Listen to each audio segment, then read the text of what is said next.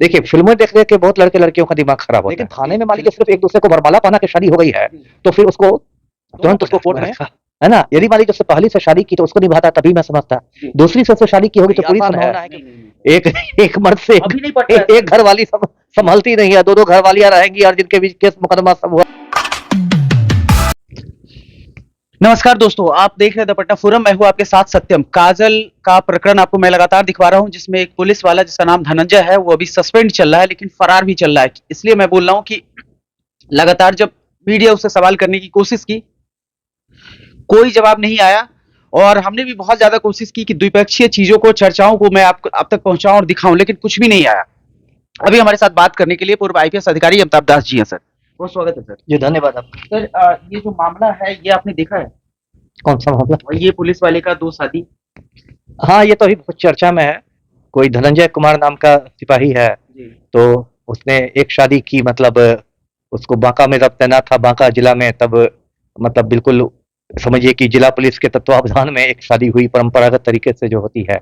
और उसके बाद शादी के कुछ महीने बाद उसने दूसरी शादी कर ली है। अब वो मतलब मुकदमेबाजी में उलझा हुआ है, फरार चल रहा है, निलंबित है और कोर्ट से वारंट निर्गत हुआ है। जी, एक सवाल होगा सर कि बहुत सारे दर्शक ये पूछ रहे थे कि जैसे पुलिस के निगरानी में शादी हुई, तो इस तरह की शादी जो बहुत अभी आप देखते होंगे कि सोशल मीडिया के टाइम में थाने में भी शादी हो जाती है, तो क्या कोर्ट इस तरह के शादी को मान्यता देती है? देखिए अच्छा सवाल है, इसलिए मैं कहता हूँ, देखिए किसी भी मतलब हिंदू की शादी, है ना, हिंदू की शादी दो ही तरीके से हो सकती है कानूनी रूप से। एक तो वो स्पेशल मैरिज एक्ट के तहत वो शादी हो, यानी कि रजिस्ट्रार के सामने निबंधित हो शादी, या वो सप्तपदी की रस्म हो, 7 फेरे, अग्नि के 7 फेरे। देखिए फिल्में देख देख के बहुत लड़के लड़कियों का दिमाग खराब होता है। फिल्मों में तो दिखा देते हैं कि हीरो हीरोइन गए मंदिर में एक दूसरे को, हाँ, जयमाल पहना दिया, एकदम मंदिर की घंटी टन टन बजने लगी और एकदम एकदम शादी होगी, दर्शक भी ताली पीटने लगता है। लेकिन असली लाइफ में वो नहीं होता है। असली लाइफ में मतलब हिंदुओं की जो परंपरागत शादी है उसमें सप्तपदी की जो रस्म है उसको अनिवार्य माना गया है कि अग्नि के समक्ष। तो जो आपने कहा कि थाने में शादी करा दी जाती है, तो उसमें मैं रेल एसपी था तो मैंने भी इस तरह की शादियां करवाई थी। लेकिन उसमें यह है कि वो जो शादी होती है वो एक तरह से उन लोग, आप समझिए कि कमिटमेंट हो गया कि शादी के, लेकिन उसको तुरंत हम लोग कोर्ट में निबंधित करवा देते थे। हाँ, तभी वो मान्यता रहेगी। यदि थाने में पंडित जी को बुला के सप्तपदी वाली शादी हुई है तब तो बहुत अच्छा है ना। यदि थाने में भी प्रॉपरली शादी हो गई, एकदम पंडित जी आ गए, सप्तपदी की रस्म हो गई है, 7 फेरे ले लिए हैं, तब तो बिल्कुल ठीक। लेकिन थाने में मान लीजिए सिर्फ एक दूसरे को वरमाला पहना के शादी हो गई है, तो फिर उसको तुरंत उसको कोर्ट में निबंधित किया जाना चाहिए, तभी उसकी मान्यता होगी। नहीं अमान्य करार दिया जाए, नहीं तो अमान्य होगा, तब तो वो फिर बता जैसे गुड्डा गुड़िया की शादी वाली बात हो गई। लेकिन यहाँ काजल बोल रही थी कि जैसे उसकी शादी हुई थी उस समय एसपी डीएसपी साहब, जैसा उसका बयान है, और हमने भी जो फोटोग्राफ्स देखे हैं उसमें दिखा प्रॉपरली जैसे एक शादी होता है, बैठ के सब कुछ विधिवत होती है, रिचुअल्स जो होते हैं उसको फॉलो किए गए थे। लेकिन यह दूसरा पहलू ये है कि जो धनंजय है वो शादी के लिए रेडी हो जाता है। मुझे लगता है कि ये अवैध संबंध, या ऐसे कह ले कि किसी पुरुष के जो अवैध जो ताल्लुकात होते हैं बाहरी, जैसे कि जिसको अगर अभद्र भाषा का प्रयोग करते हुए अगर मैं कहूँ इस तरह की चीज को कंडेम करूं, तो मुंह मारना जिसको बोलते हैं कि 10 तरह का एक घर में बीवी है और 10 तरह की लड़कियों के साथ जो संबंध होते हैं अवैध, ये पूरी कहानी उसी की। सर, ये पुलिस वाला सर पहले जो दूसरी शादी किया है सर, इसके साथ भी ये था सर, लिंकअप था इसका, और पहली वाली के साथ भी ये सर अफेयर में था। पहली वाली पहुंच जाती है सर बांका, और जब पुलिस वालों ने पूछा तो इसको लगा कि इसका नौकरी चला जाएगा, तो ये सोचता है शादी कर लेते हैं जी। और दूसरी सर, अब ये देखिए सर, ये कानून को भी धत्ता बताया है और न्यायालय को भी सर ये अंधेरे में रखा, और उसके बाद ये इसने बाकायदा कोर्ट मैरिज शादी कर ली इसको। सर नहीं, ये जो पूरा प्रकरण है ना, इसमें यदि कोई एक खलनायक है ना, यदि एक इसमें विलन है, तो वो सिपाही धनंजय कुमार है। और इस आदमी ने अपनी बदमाशी कहिए या मूर्खता कहिए, जिस वजह से इसने समझिए कि 4-4 जिंदगियां बर्बाद की। एक तो अपने पैर कुल्हाड़ी मारा है, अब इसकी नौकरी बचेगी नहीं, अब मैं नहीं कर सकता, निलंबित होकर भागे भागे फिर रहा है, कोर्ट का वारंट निकला हुआ, भूमिगत है, शायद अनुकंपा के आधार पर बहाल हुआ था। जो भी हो, तो एक तो अपने पैर इसने कुल्हाड़ी मारी, 2 तो इसने पहली बीवी या दूसरी बीवी को फंसा दिया ऐसे में, और सुनने में ये आ रहा है कि जो दूसरी बीवी है वो ये है मां बनने वाली, तो एक चौथी जिंदगी भी फंस गई है। तो जो भी हुआ बहुत गलत हुआ है, लेकिन इससे बाकी लोग को सबक सीखना चाहिए क्या हो रहा है। देखिए शादी कोई मजाक थोड़ी है, कोई गुड्डा गुड़िया की शादी थोड़े है, जो बच्चे करते हैं चॉकलेट बांट देते हैं। शादी को तो आपको सीरियसली लेना पड़ेगा, बड़ी जिम्मेवारी और है। सर एक चीज जो मुझे लग रहा है कि अभी जैसे पुलिस थाने में मैं देखता हूँ कि कोई इस तरह के जो प्रेम प्रसंग के मामले आते हैं, या सोसाइटी के अंदर में भी अगर लड़के लड़की पकड़ा गए किसी भी चीज में गलत तरीके से एक दूसरे के साथ इंटीमेट करते हुए पकड़ा जाते हैं, तो लोग क्या करते हैं, जबरदस्ती उनको शादी कर देते हैं। और इसके बाद सर इस तरह के प्रकरण सामने आते हैं, तो मुझे लगता है कि अब सोसाइटी को भी बड़ा संजीदगी के साथ इस तरह की चीजों में हाथ देना चाहिए, क्योंकि आप एक बार सर जबरदस्ती शादी करवा सकते हैं, रहना उनको पूरी जिंदगी है सर। तो सर आप पहले पूछ ले, बैठ के सर संवाद कर रहे हैं, या फिर अगर उसने गलती की है तो उसको कानूनी रूप से सजा दिलवाइए। बिल्कुल सही आपने कहा। ये तो जैसे आप जो कर रहे हैं वो तो बेसिकली एक तरह से पकड़ुआ विवाह जिसको बिहार में कहते हैं, है ना। मान लीजिए कोई प्रेमी प्रेमिका पकड़ा गया तो अब गांव वाले घेर के कहेंगे कि तुम इसको सिंदूर लगा दो, लेकिन बस सिंदूर लगा देने से शादी थोड़े हो जाएगी। उसका तो नहीं बनता है। हाँ, उसका तो पूरा मतलब उसकी कानूनी प्रक्रिया है ना। बिल्कुल। एक तो ये होता है कि ज्यादातर लोग यहाँ पर मतलब अनपढ़ हैं, जाहिल लोग हैं, उनको कानून की उतनी बारीकियां नहीं पता है। उनको लगता है कि सिंदूर लग गया तो हो गई शादी, अब क्या बचा। ऐसा होता नहीं है।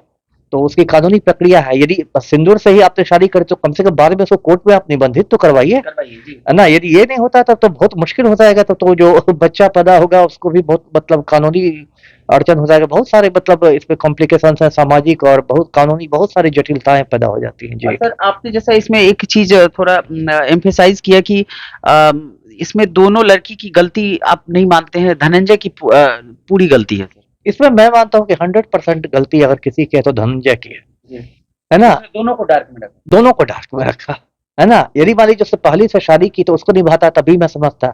दूसरी से उससे शादी की होगी तो पूरी संभावना है कि उसने खुद को अविवाहित बता के शादी की होगी। कोई लड़की क्यों किसी मर्द से शादी करेगी जिसको पता चलेगा कि उसकी सौतन पहले से घर पर मौजूद है। ऐसी शादी तो कोई नहीं करेगी। जी। अब दूसरी पत्नी जो हैं, उनकी माता श्री से महिला विकास मंच की टीम गई थी। हालांकि दो बार वहां पे अप्रोच किया गया, लेकिन दूसरे बार में मैं था वहां पे, जो संवाद हो रही थी उसको मैंने थोड़ा बहुत कवर भी किया। उनकी माता श्री कह रही थी कि उनके संज्ञान में ये बात था कि धनंजय ने पहले शादी कर रखी है, उसके बावजूद भी उन्होंने अपनी बेटी का कोर्ट मैरिज शादी धनंजय के साथ होने दिया। तो क्या सर कानून उनको भी सर दोषी मानेगा? नहीं तो माता श्री की भी गलती है। गलती है ना सर? एकदम गलती है। अब जब वो खुद कह रही कि मुझे मालूम था कि पहले से शादीशुदा है, तब तो वो भी मतलब एकदम दोषी है। अब इसमें कोई तो उनका इकबालिया बयान हो गया, वो खुद स्वीकार कर रही है। स्वीकार कर रही। दूसरी बात है सर कि काजल की शादी हो गई थी, उसके बाद काजल कह रही थी कि वो फोटो भेजते थे, मतलब दूसरी वाली के साथ वो सेल्फी लेके फोटो भेजते थे, ये दिखाते थे कि मैं इसके साथ हूँ। तो कहीं ना कहीं सर पूरे पेरेंट्स की भी गलती इसमें है सर, दूसरी वाली पत्नी। फोटो भेजने में तो पेरेंट्स नहीं पिक्चर में आएंगे, क्योंकि अब मान लीजिए कोई अपने पर्सनल मोबाइल से फोटो भेज रहा है तो उसमें पेरेंट्स को तो दिखा के नहीं भेजता होगा। तो ये पता था ना सर कि उनकी बेटी एक शादीशुदा गैर मर्द के साथ वो हाँ, ये बात आप ही ने ये कहा। सबसे बड़ी बात आपने ये कही कि वो पहले से जानती थी कि शादीशुदा, तभी मैंने शादी करा दी। अब वो ये भी बोल रही है कि उसको कौन बोला था पुलिस लाइन में शादी करने का? नहीं, ये तो ऑन रिकॉर्ड वो बोली है। अब ये तो मैं क्या, ये सब अनपढ़ जाहिल औरतें होती है, ऐसे थोड़े होता है। ये थोड़े नियम है कि पुलिस लाइंस में शादी नहीं हो सकती है। ये तो कोई ये तो माँ बोल रही है कि आपको कौन बोला था कि आप पुलिस लाइन में शादी करने के? अब ये हम कोर्ट में देख लेंगे, मेरे वकील साहब बात करेंगे। तो ये सर अब ये सब आप देखिए, ये सब औरतें होती है या मर्द भी होते हैं, ये अनपढ़ और जाहिल वाली बात है। अब इस पर मैं क्या बोलूं? अब जिसको कुछ अकल ही नहीं है उसको मैं क्या समझाने जाऊंगा, है ना। तो फाइनली सर मुझे क्या लगता है कि ये दोनों जो मामला है, या तो धनंजय को सस्पेंड कर दिया जाएगा, मतलब बर्खास्त कर दिया जाएगा सर, या फिर कोर्ट ये समझेगी कि दो महिलाओं की जिंदगी अगर बचानी है तो दोनों में आधा आधा डिवाइड हो जाएंगे। अब यही सब होगा। हो सकता है मतलब वो सरेंडर करे, फिर जेल जाए, फिर जमानत पर निकले, तो हो सकता है मतलब एसपी ही बुला के समझाएं कि भाई क्या मजाक है, ऐसे तो तुम नौकरी से चले जाओगे। तब दोनों को ये रखे, दोनों को गुजारा भत्ता दे। लेकिन कुल मिलाकर ये मामला जो है ना बहुत जटिल हो गया है ना, जटिल हो गया है। और इससे मतलब सभी पक्षों को ये जटिलता कायम रहेगी। इतना आसान नहीं होता है कि इस तरह से एक बार यदि दोनों पत्नियां साथ भी रहेंगी तभी आप समझ सकते हैं कैसा पारिवारिक कलह होगा। ये आसान है? एक मर्द से एक घर वाली संभलती नहीं है, दो घर वालियां रहेंगी और जिनके बीच केस मुकदमा सब हुआ रहेगा तो कचरा ही ना हो जाएगा। सर आप जब वर्किंग आवर में थे तो सर इस तरह की चीजें आती थी आपके सामने? बहुत आती थी। सिपाही लोग पकड़ाते थे। अरे बीएमपी में तो कई बार ऐसा होता था कि शुरू में नहीं पता चलता था, अचानक सिपाही मान लीजिए हवलदार साहब होके वो एक दिन गुजर गए, नेचुरल डेथ हो गया। अब तब उनकी दो पत्नियां प्रकट हो जाती थी पेंशन पर दावा ठोकने के लिए। है ना। तब पता चलता था कि एक को हवलदार साहब गांव में रखे हुए थे और एक शहर में थी। अब ग्रामीण एक तरफ है घर वाली, एक तरफ बाहर वाली। नहीं नहीं, दोनों घर वाली, एक ग्रामीण घर वाली, एक शहरी घर वाली जी। और उसके बाद उसमें बहुत सारा तो मैंने देखा कि कोर्ट में मैटर गया। एक में तो कोर्ट ने कहा था कि दोनों पत्नियों को 50-50% पेंशन मिले।